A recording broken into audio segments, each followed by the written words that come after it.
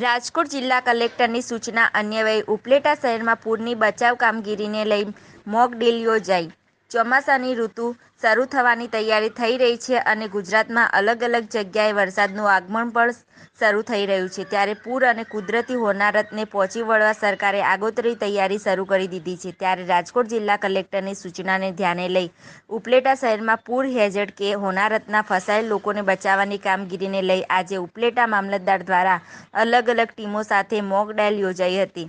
જેમાં ઉપલેટા મામલતદાર team, fire team, Upleta નગરપાલિકા, તાલુકા પંચાયત, આરોગ્ય ટીમ અને પોલીસ તેમજ સમગ્ર વહીવટી ટીમ દ્વારા મોજ નદી પર પૂરની આગોતરી બચાવ કામગીરીને પહોંચી વળવા મોક ડ્રીલ યોજવામાં આવી હતી.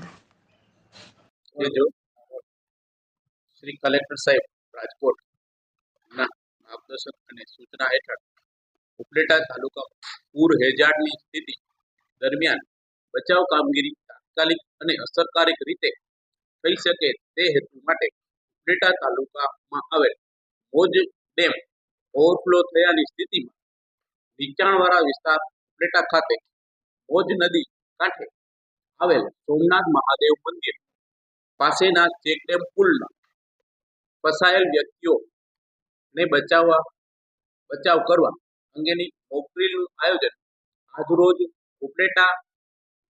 મહેસૂલની ટીમ તેમજ તાલુકા વહીવટી ટીમ દ્વારા હાથ ધરવામાં આવેલ.